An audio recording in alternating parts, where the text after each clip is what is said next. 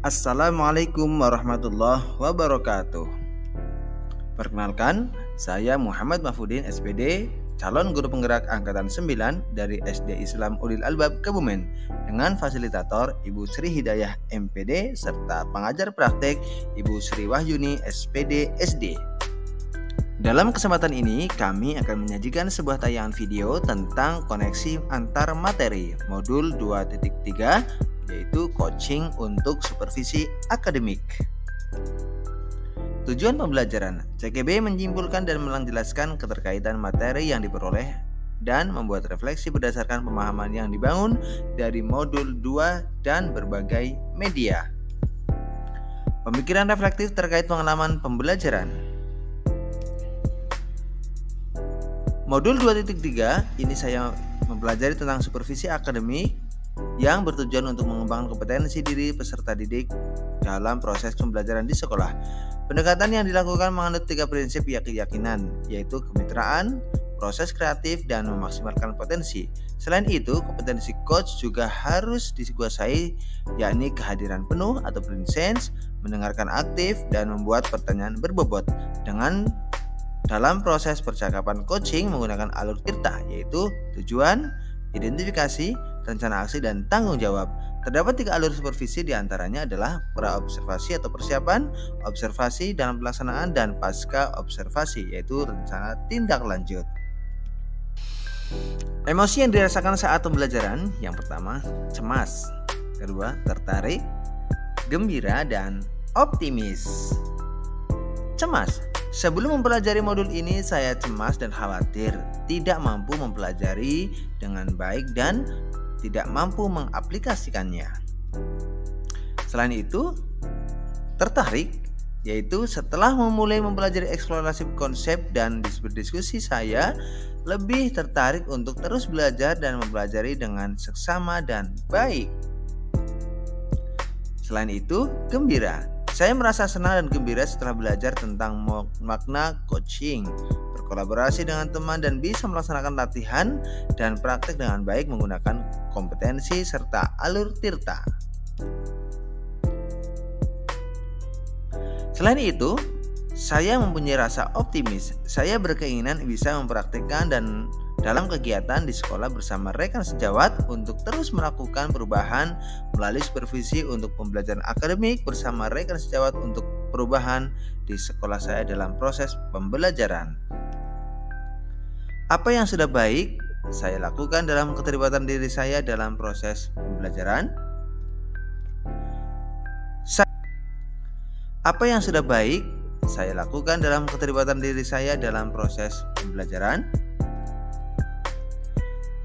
Saya mampu berkolaborasi dengan baik sesama CGP saat persiapan dan pelaksanaan proses pembelajaran coaching menggunakan alur tirta dalam ruang kolaborasi dan demonstrasi kontekstual, baik sebagai supervisor atau observer, coach, maupun coachee.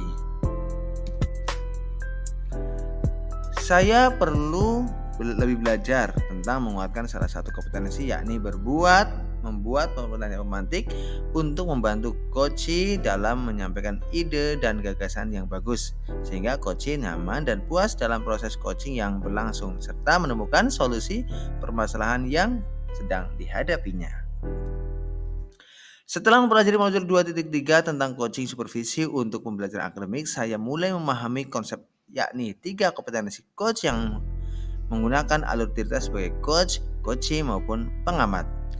Dalam proses coaching, saya harus mampu mengendalikan diri dan menghilangkan asumsi pribadi dan rasa emosi sehingga muncul kematangan berpikir dan bertindak agar sesuai dengan 3 prinsip, yakni kemitraan, proses kreatif, dan memaksimalkan potensi.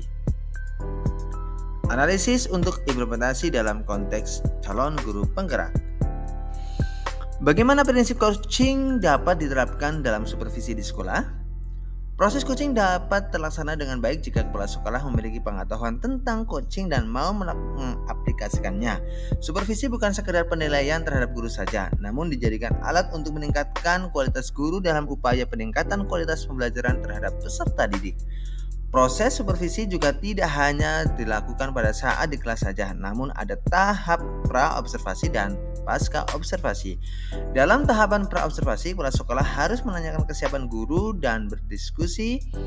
Atau dengan berdiskusi, selain itu pasca observasi, kepala sekolah memberikan umpan balik kepada guru untuk meningkatkan kualitas pembelajaran yang perlu ditingkatkan. Mengolah materi dengan pemikiran pribadi sehingga terbuka insight atau wawasan baru.